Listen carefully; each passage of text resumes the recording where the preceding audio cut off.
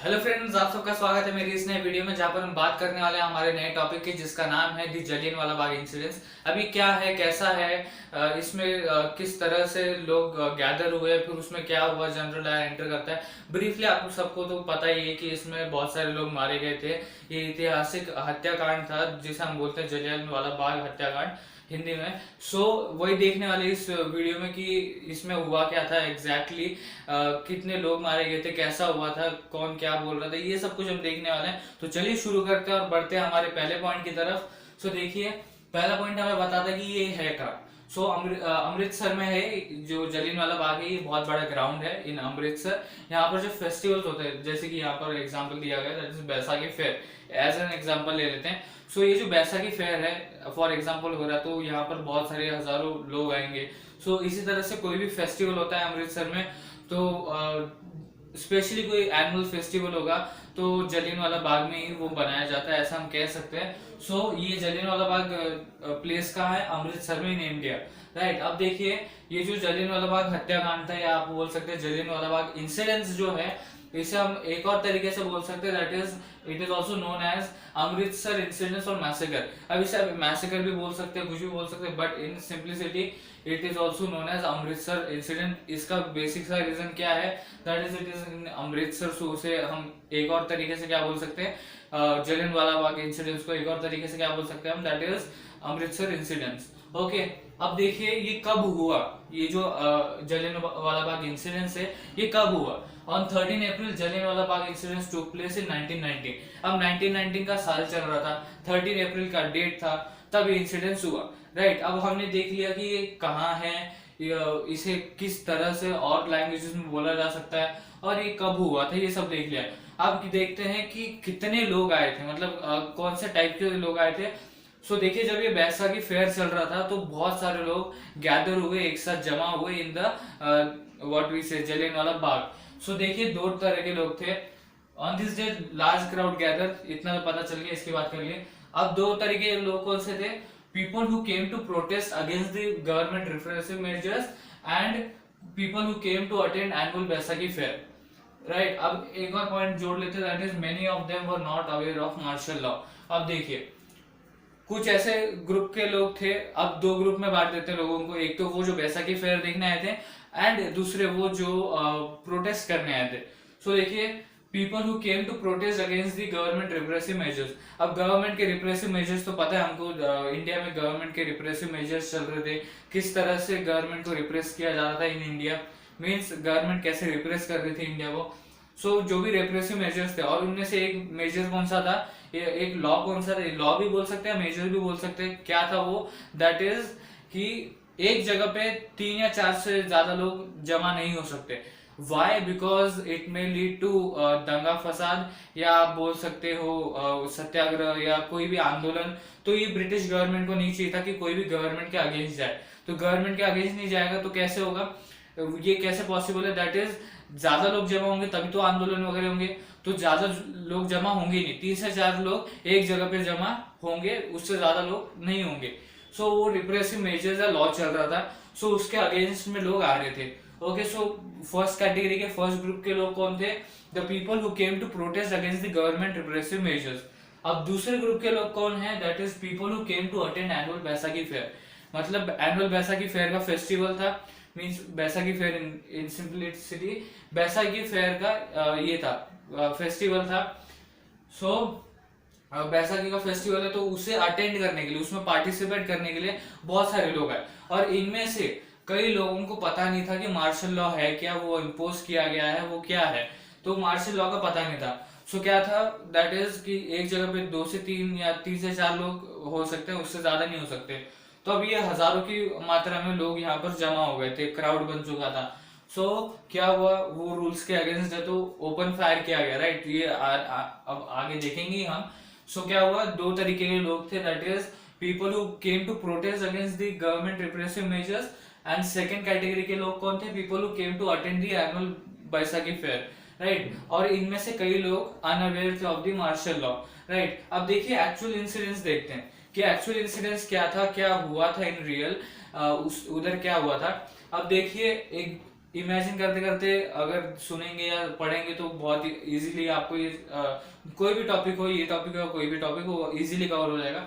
So imagine करते करते देखते हैं। देखिए हजारों लोग हैं, राइट, और वहां पर कई लोग ऐसे हैं कि जो प्रोटेस्ट करने आए हैं, या आप कह सकते हैं जो बैसाखी फेयर को अटेंड करने आए। तो ऐसे सिचुएशन में जनरल लायर एंट्री करता है और जो मेन एग्जिट पॉइंट है वो बंद कर देता है। मीन्स क्या, general Dyer enter and block the main points. मतलब क्या, अब ये पूरा ऐसा एक ग्राउंड है, राइट, ये पूरा एक ग्राउंड है, तो इसका एक मेन पॉइंट होगा, मेन एग्जिट पॉइंट होगा, लाइक दिस, राइट, ये मेन एग्जिट पॉइंट है इसका, तो ब्लॉक कर दिया उसने। राइट, समझ में आई बात। ये पूरा एक जलियांवाला वाला बाग है, ग्राउंड है, यहाँ पर हजारों लोग हैं, यहाँ पर हजारों लोग हैं, राइट। अब जनरल डायर एंटर करता है और जो एग्जिट पॉइंट है, मेन एग्जिट पॉइंट जहां से ज्यादातर लोग भाग सकते हैं या जा सकते हैं, वो वाला बंद कर दिया उन्होंने, वो वाला एग्जिट पॉइंट बंद कर दिया। अब क्या हुआ देखिए, open fire upon the crowd killing mens womens and children. कितने अत्याचारी देखिए। मेंस तो भी ठीक है, बड़े बड़े लोग तो भी ठीक है कि बड़े बड़े लोग मारे जा रहे हैं, बट चिल्ड्रंस को भी नहीं छोड़ा उन्होंने, चिल्ड्रंस भी मर गए। अब कैसे, ओपन फायर कर रहे थे, अंधाधुंध गोलियां चला रहे थे, जो मरेगा वो मरेगा। अब यहाँ पर क्या, यहाँ पर एक कुआं भी था, राइट, इसके बारे में आपने सुना ही होगा किसी न किसी पोएम या स्टोरी में। अभी वो स्टोरीज या पोएम क्या बता दी, दैट इज कई लोग कुएं में कूद के मर गए, राइट। अब वही सोर्सेस क्या बताते हैं हमें कि हजारों लोग थे जो कुएं में कूद के मर गए। सो बेसिकली यहाँ पर बताने का आइडिया क्या है कि जनरल डायर एंटर करता है, ये एक्चुअल इंसिडेंट्स है। जनरल डायर एंटर करता है, वो मेन पॉइंट एग्जिट जो है अपना वो बंद कर देता है। यहाँ पर लोग कंफ्यूजन में आ जाते हैं फिर कि ये जनरल डायर एंटर तो किया, उसके बाद इसने मेन पॉइंट बंद क्यों किया, जो एग्जिट पॉइंट था वो बंद क्यों किया। बाद में लोगों को समझ में आता है, जैसे ही ओपन फायरिंग होने लगता है, open firing upon the crowd, उन्हें समझ में आता है कि यहाँ पर कोई तो मार्शल लॉ हुआ है जिसकी वजह से हमें ये मतलब रूल भंग हुआ है, यहाँ पर रूल मींस उसका पालन नहीं हुआ है, सो इसलिए हमें मारने जा रहा है। बट जनरल डायर के हिसाब से कुछ अलग था वो, तो देखने वाले हम कि जनरल डायर के हिसाब से क्या था वो। सो इस तरह से सब कुछ हुआ। अब देखिए सिंपल चीज, जनरल डायर आता है, ओपन फायर करता है और उसमें कई आदमी, औरतें या बच्चे, सब लोग मारे जाते हैं, बच्चे भी मारे जाते हैं इन सेंस, राइट। सो देखिए उसके बाद क्या है, ये एक्चुअल इंसिडेंस हमने डिस्कस कर लिया कि क्या होता है, राइट। हजारों लोग मारे गए, हमने देखा भी कैसे क्या होता है वो सब कुछ। अब देखिए अगले पॉइंट पे आते हैं, अकॉर्डिंग टू द सोर्सेज। अब सोर्सेज क्या बोलते हैं, over 1000 death, okay, then more than 2000 were hurt badly and doctor Smith. अब वो उस समय के जो डॉक्टर स्मिथ थे, जो शायद से इंडिया की तरफ से थे शायद से, या अपना जो डॉक्टरी है उसका पेशा निभा रहे थे, तो उन्होंने क्या बोला, 1526 जो लोग थे वो कैजुअलिटीज में थे, राइट। 1526 लोग कैजुअलिटीज में थे। तो देखिए वापस देखते हैं, 1000 से ज्यादा लोग मरे, 2000 से ज्यादा लोग बहुत ही बुरी तरह से जख्मी हो चुके थे, और जो डॉक्टर स्मिथ थे उनके हिसाब से क्या हुआ, उनके हिसाब से मतलब उन्होंने क्या बोला, 1526 लोग जो थे वो कैजुअलिटी में थे, राइट। अब क्या हुआ देखिए, जिस चीज की मैंने पहले बात की यहाँ पर, अब जनरल डायर के हिसाब से ये अलग चीज था। क्या था, उसको कुछ तो एम पूरा करना था, दैट इज थ्रू दिस मतलब क्या, ये जो पूरा जलियांवाला बाग इंसिडेंट उसने पूरा हत्याकांड किया, उसके थ्रू वो क्या करना चाहता था, Dyer wanted to create a feeling of terror and awe in the minds of सत्याग्रही। एक टेरर की फीलिंग, मतलब यू कैन से ऐसे डर के जीना वगैरह बोलते हैं ना, सो टेरर की फीलिंग क्रिएट करना चाहता था and awes in the mind of satyagrahi. अब एव का मीनिंग क्या है, अगर आप हिंदी में देखेंगे तो उसका मीनिंग है भय, और इंग्लिश में दूसरा वर्ड देखेंगे तो फियर। वो एक फियर क्रिएट करना चाहता था in the minds of satyagrahi, right, जिससे वो सत्याग्रह ना कर सके, आंदोलन ना कर सके। उनको पता चल जाए कि अगर आप लॉ या कोई भी मेजर भंग करते हैं, उसका उल्लंघन करते हैं, तो इस तरह से लाखों लोग मारे जा सकते हैं, हजारों लोग मारे जा सकते हैं। तो उसी तरह से उसका एम क्या था, to create a feeling of terror and awes in the mind of satyagrahi. So यही था फ्रेंड्स इस पूरे वीडियो में। एक बार समराइज करते हैं, ये प्लेस का है अमृतसर में, इंडिया में।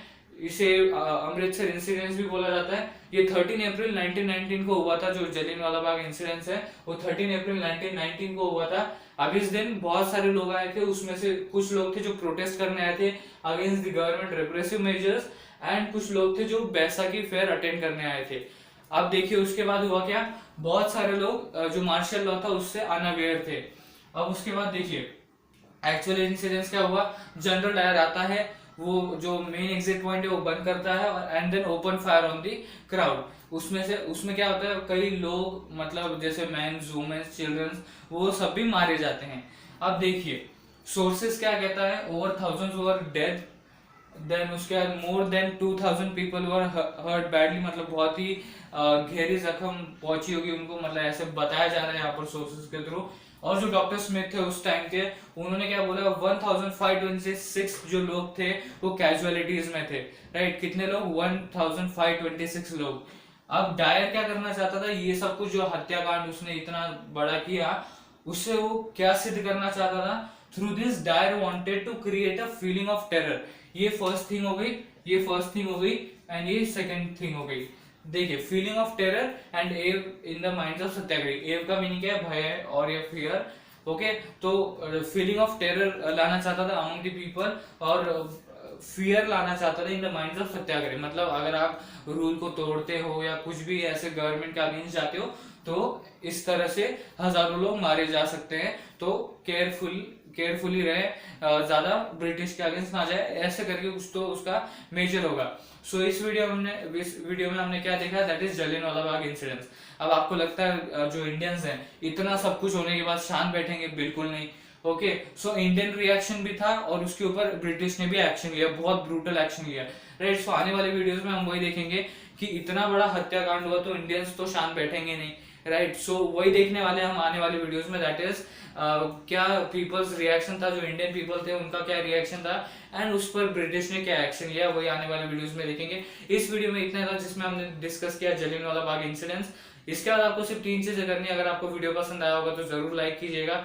अगर आपको लगता है कि दूसरों को भी हेल्पफुल रहेगा, जैसे स्टूडेंट्स हो गए, फ्रेंड्स हो गए, क्लासमेट्स हो गए, उनको भी हेल्पफुल रहेगा, सो जरूर शेयर कीजिएगा। एंड अगर आपको लगता है आने वाली वीडियोस भी ऐसे हेल्पफुल रहेंगे तो मेरे चैनल को जरूर सब्सक्राइब कीजिएगा। सो आपको सिर्फ 3 चीजें करनी है, like and share my video and subscribe my channel Gyan classes. And thank you for watching this video friends.